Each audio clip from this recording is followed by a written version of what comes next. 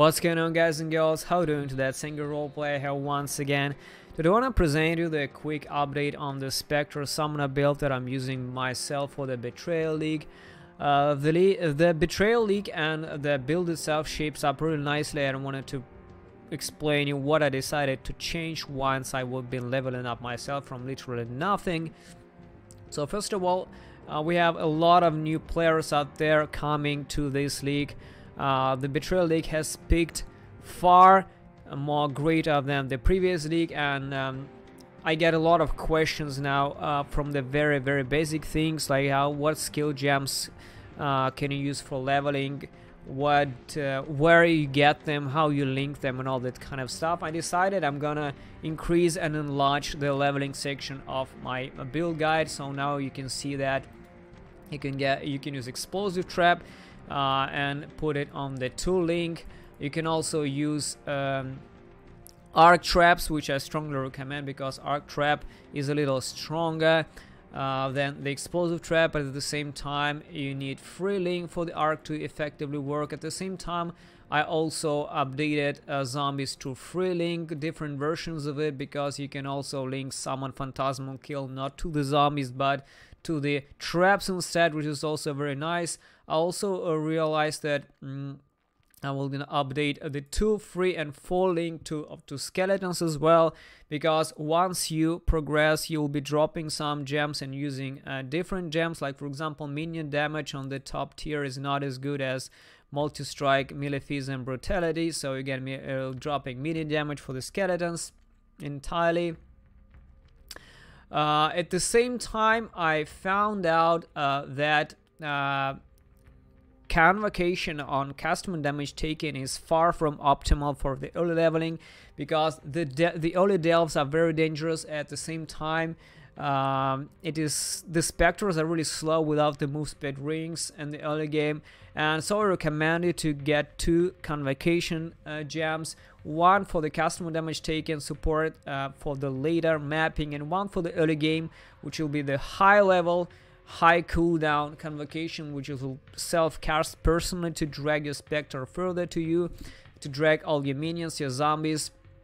Also realize that zombies are not that terrible if you actually follow my skill tree, because zombies kind of start dying once you get them enough regeneration.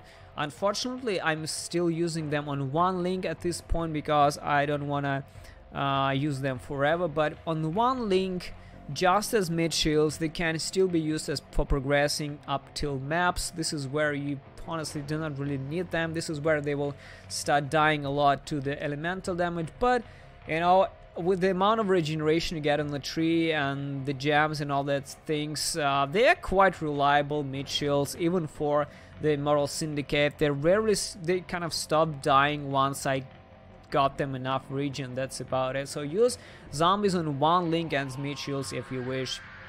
At the same time, I want to talk about specters, because I found another type of specters that can be used during leveling, and these are prayer guards, and we can link them over here.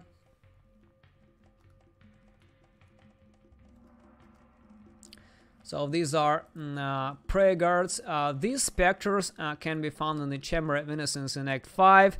And these are like, you know, crappy versions of the Solar Guards, but at the same time I noticed that Flame Sentinels are really slow and they do not really do justice when you progress further.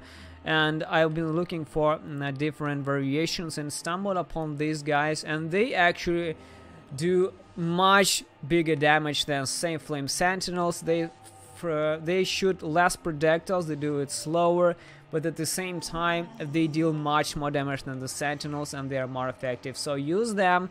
Start with the Flame Sentinels, and in Act 5 switch to Prayer Guards, and in Act 8 you switch to Solar Guards. This is about it. As for the other things, I also included the Spectre 4 link, which can be quite useful because, you know, there was 5 and 6 link in the endgame section, but there's no 4 link. Another thing that I wanted to add is there's a whole new level of Minion Crafting included in the Betrayal League, which I've been discovering right now myself. And this is June unveiled mods crafting, and at this end there's also Helena crafting. Helena can craft increased minion damage on one-handed weapons such as scepters, and June can craft even more impressive things like increased attacking cast speed on one-handed melee weapons such as royal scepters.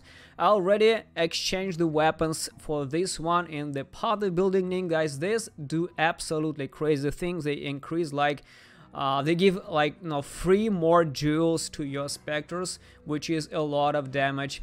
Getting these unveiled mods is quite tricky because you need specific syndicate members to ambush you, a unit to kill specific syndicate members, and then by unveiling different tiers of these unveiled mods you can progress further and get the higher tier unveiled mods they can let to craft. So this is pretty interesting how it works out, but this kind of weapon is absolutely poggers when you actually get there. Another thing that I placed into the build is this chest. It is like an example chest that I personally bought for 2 chaos.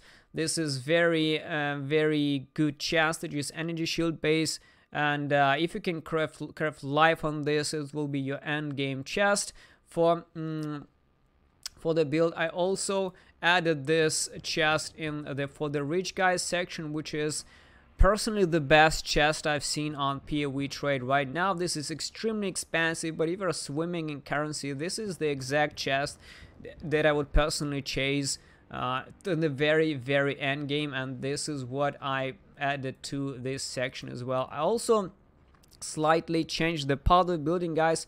I will show you what it is there. This is the tree that you will be using. I changed just one very small thing. I decided I'm gonna drop Grave Intentions for the end game because I feel like chaos resistance is pretty important. At the same time, I believe that for the end game mapping this is not very important, even though the Immortal Syndicate does a lot of damage, honestly. But for the early game, I left these things over here, but for the late game I decided I'm gonna invest more into this node, which is Region and Life, as well as these 2 nodes, which are Minion Life and Region. These 3 nodes are literally the substitute for the Grave Intentions. This also removes one skeletons for us, which will result in 9 limit for the skeletons. But honestly, this is not a big of a deal because you will eventually be doing most of your damage with specters anyway. So that's about it, guys. This is all changes that are coming to the build. First of all, I would like to thank you very much for watching the video. Your likes and dislikes, especially, as they push me forward even more. If you want to see more content, please consider subscribing to the channel. I do daily uploads of role-playing content, being it builds, guides, let's play, stream highlights, and upcoming RPG games. Also, don't forget to follow my Twitch stream to catch me live in action. I do stream daily on working days. I'm a full-time YouTube content creator and a Twitch streamer too, so if you want to support me, you can do it either from Twitch or by PayPal directly from my website angryroleplayer.com. Join my Discord channel too for a place to discuss RPG things offline, as well as follow my Twitter to be notified on any new content. If you want to get extra information like sneak peeks into upcoming videos, plans, different behind-the-scenes footage, you can also join the Unholy Army on Patreon as well, guys. Thank you very much once again for watching, listening to all this. See you soon.